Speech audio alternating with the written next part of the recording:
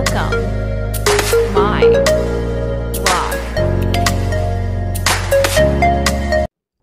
Good morning mga besh. Ayan, so ngayon po ako ay maagang pumasok. As usual, syempre, yung pa rin dahil wala pa rin si mom, ay lilakad. And then, dahil wala pa yung mga kasama ko, if magsa-selfie muna ako, at sayang naman tong outfit ko is ngayon ko lang nasuot. Diba? And yun po. Tignan niyo muna itong picture ko.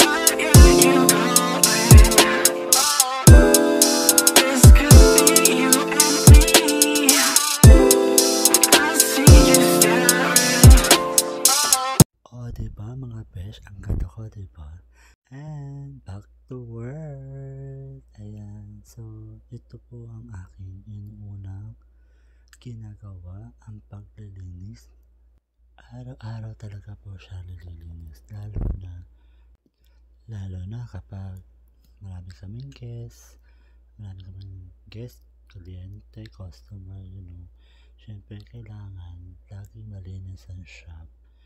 Malinis, babango, hindi lang malinis talaga. Sobrang bango kailangan.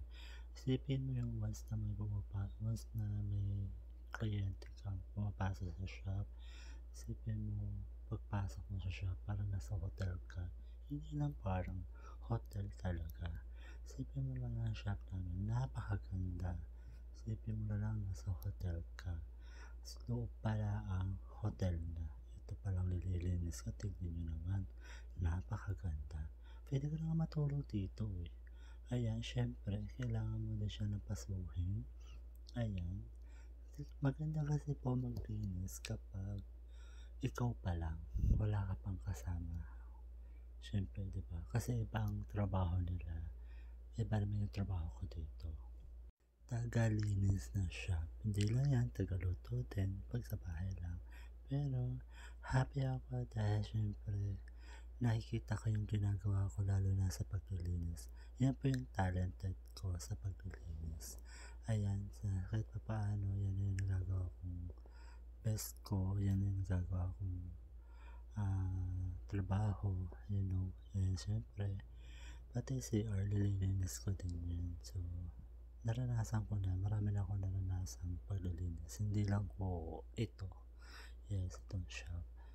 Syempre, yan tayo proud. Kung talaga tayo, minamahal natin yung trabaho. Pag mahal natin yung trabaho, pinagpuputihan natin. Di ba? Pag mahal natin ang trabaho, ganun talaga. Di ba? Gagawin natin ang lahat. Di ba?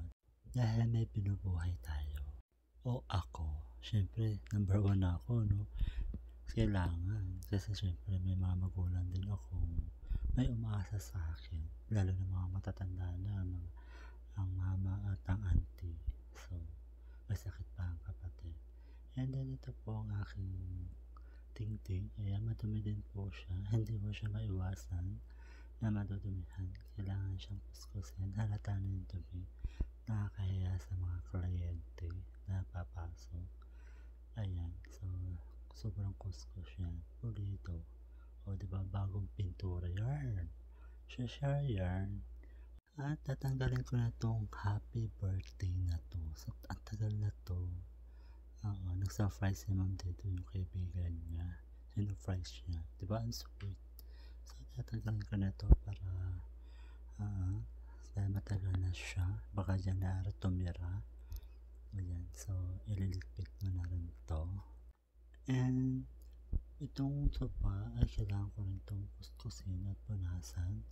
Medyo may alikabok siya at may mga buhok-buhok. So, pinunasan ko na rin ito. Saka yung kabila.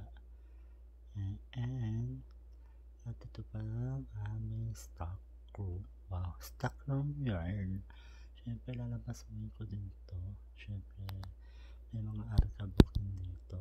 Hindi kasi may iwasan na magka-alikabok. Pero kahit maalikabok, hindi naman siya totally makapal ang alikabok. Kasi araw-araw naman kami naglilinis. Pero syempre, minsan tumutulong din ang mga anime kapag may time sila. kapag hindi na sila masyado busy sa ginagawa nila, minsan sila na naglilinis dito sa loob. Ako naman sa labas. So, ayun. Minsan may ganun. Tulungan kami dito. Siyempre, 3 na kami dito. And nagtutulungan kami. Tinutulungan ko din sila. Ganun kami mga magkakasama, admin, na nagtutulungan kami. Yun kasi importante sa magkasama sa katrabaho na nagtutulungan. Diba? Pag nagkakaproblema, nagtutulungan, pag-uusapan ng maayos. Diba? Nakakatawa lang kasi dahil sa dami ko na nakasama ang katrabaho, iba to.